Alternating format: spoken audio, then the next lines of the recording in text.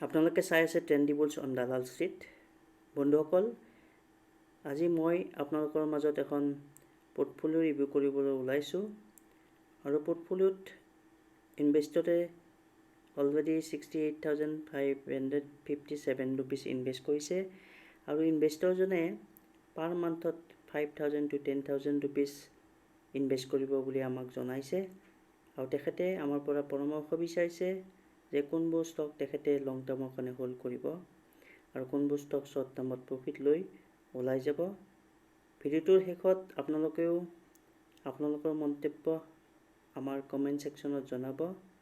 তাৰ পৰা ইনভেষ্টৰজনে নিশ্চয় তেখেতৰ ইনভেষ্টমেণ্ট জাৰ্নিত হেল্প পাব।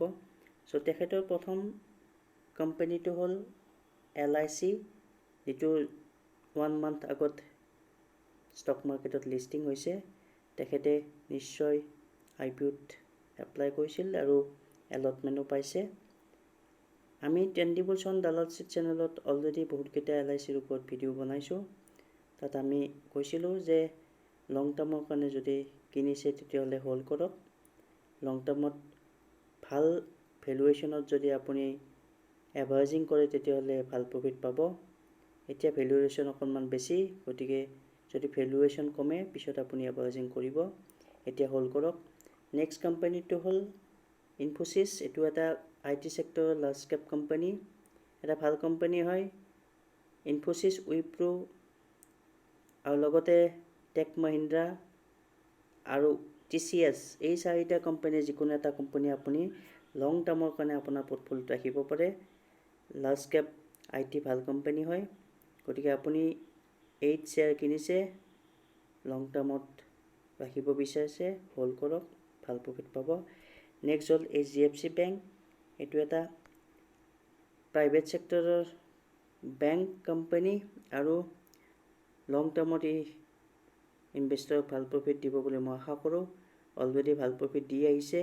HDFC, ICICI, কোটক মহিন্দ্ৰা আৰু এক্সিছ, এই চাৰিটা প্ৰাইভেট ছেক্টৰৰ বেংকৰ যিকোনো এটাত আপুনি লং টাৰ্মৰ কাৰণে হোল্ড কৰিব পাৰে। পাব্লিক ছেক্টৰ বেংকত আপুনি লং টাৰ্মৰ কাৰণে ইনভেষ্ট নকৰিব, কাৰণ পাব্লিক ছেক্টৰ বেংকত লং টাৰ্মত এতিয়ালৈকে ইনভেষ্টৰক ইনভেষ্টমেণ্ট কৰিলে প্ৰফিট দিয়া নাই। গতিকে মই ভাবিছোঁ যে লং টাৰ্মত পাব্লিক ছেক্টৰ বেংকত আপুনি ইনভেষ্ট নকৰিলেই ভাল। নেক্সট হ'ল KPIT টেকন'লজি। এইটো এটা ছফ্টৱেৰ কোম্পানী, মেইনলি কাৰৰ ছফ্টৱেৰ ডেভেলপমেণ্টৰ কাম কৰে আৰু এটা নিউ এজ কোম্পানী। গতিকে ফিউচাৰ ভাল এই কোম্পানীটোৰ, আপুনি লং টাৰ্ম হোল্ড কৰিব পাৰে। নেক্সট হ'ল আপোনাৰ IRCTC। এইটো এটা পাব্লিক ছেক্টৰ ৰেলৱে আৰু কেটাৰিঙৰ কোম্পানী। যোৱা বছৰ এই কোম্পানীটোৱে বহুত ইনভেষ্টৰক পইচা ভাল প্ৰফিট কৰি দিছে আৰু তেতিয়া বহুত ইনভেষ্টৰ এইটো এটা ফেভাৰেট কোম্পানী হৈছিল। কিন্তু এতিয়া বহুদিন ষ্টক মাৰ্কেটত লছতে আছে। যিহেতু এটা পাব্লিক ছেক্টৰ কোম্পানী, গতিকে লং টাৰ্মত ই ভাল প্ৰফিট আপোনাক জেনেৰেট দিব নোৱাৰিব পাৰে। গতিকে আপুনি এটা ভাল প্ৰফিট পালে ওলাই যাব পাৰে আৰু 30 মে'ত কোৱাৰ্টাৰ 4ৰ ৰিজাল্ট দিব। গতিকে কোৱাৰ্টাৰ ৰিজাল্টলৈকে হোল্ড কৰিব পাৰে। যিহেতু আপুনি বহুত তলত কিনিছে, গতিকে লং টাৰ্মত যদি আপুনি বিচাৰে হোল্ড কৰিব পাৰে। নেক্সট কোম্পানীটো হ'ল ইণ্ডিয়ান এনাৰ্জি এক্সচেঞ্জ। এইটো এনাৰ্জি এক্সচেঞ্জৰ কাম কৰে। এইটো কেপিটেল মাৰ্কেটিং কোম্পানী আৰু এটা মিড কেপ কোম্পানী। লং টাৰ্মত আপোনাক ভাল প্ৰফিট দিব, আপুনি হোল্ড কৰিব পাৰে। এতিয়া ভেলুৱেশ্যন অকণমান বেছি আছে, যদিও আপুনি ভাবিছে যে 194 এটা কম ভেলুত ট্ৰেড কৰি আছে, কিন্তু তেনে নহয়। এতিয়াও ভেলুৱেশ্যন বহুতখিনি ওপৰত, কিন্তু ভাল কোম্পানী, গতিকে ভেলুৱেশ্যন দিও আপুনি প্ৰিমিয়াম প্ৰাইজত আপুনি লং টাৰ্মৰ কাৰণে হোল্ড কৰিব পাৰে, একো কথা নাই। ICICI বেংক এটা বেংকিং ছেক্টৰৰ কোম্পানী।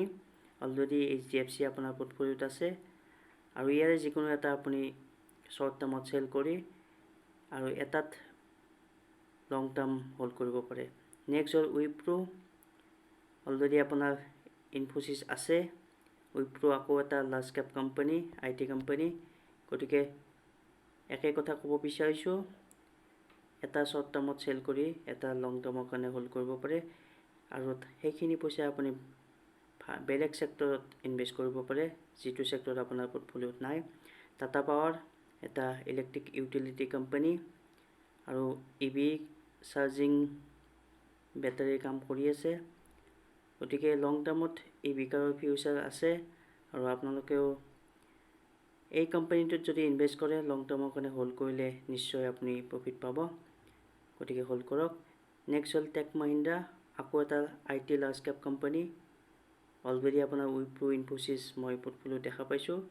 চ' এইটো 3 number IT company, large cap company. গতিকে আপুনি ইয়াৰ পৰা এটা ৰাখি বাকী দুটা চেল কৰি মিড কেপ IT কোম্পানীও কিনিব পাৰে। বহুত mid cap IT company stock মাৰ্কেটত আছে যিবোৰ ভাল প্ৰফিট দি আছে।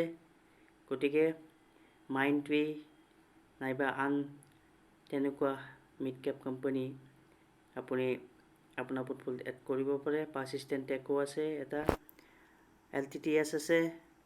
গতিকে এই মিড কেপ কোম্পানীবোৰে আপোনাক লং টাৰ্মত ভাল প্ৰফিট দিব, যদিও অকণমান ভলেটিলিটি দেখা পোৱা যায় মিড কেপ কোম্পানীত, তথাপিতো আপুনি আপোনাৰ পৰ্টফলিঅ'ত এড কৰিব পাৰে, লং টাৰ্মত ভাল প্ৰফিট পাব।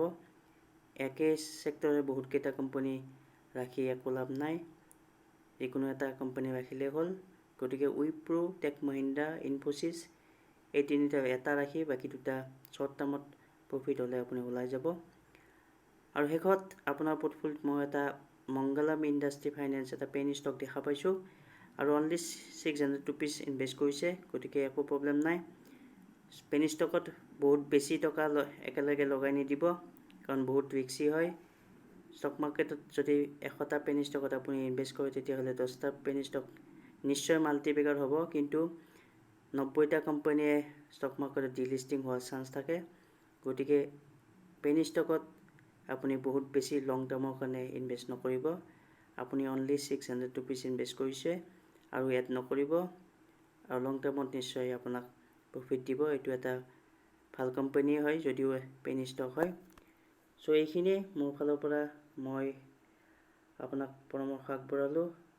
বাকী বন্ধুসকলে কমেণ্ট ছেকশ্যনত তেখেতক পৰামৰ্শ দিব পাৰে, আৰু আপোনালোকৰ পৰামৰ্শ পালে তেখেতে নিশ্চয় লং টাৰ্ম ইনভেষ্টমেণ্টত হেল্প পাব।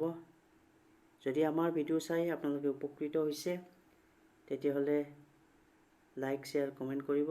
আৰু যিসকলে প্ৰথম আমাৰ চেনেলটো চাইছে আমাক চেনেলটো ছাবস্ক্ৰাইব কৰি উৎসাহিত কৰিব বুলি আশা কৰিলোঁ। ধন্যবাদ।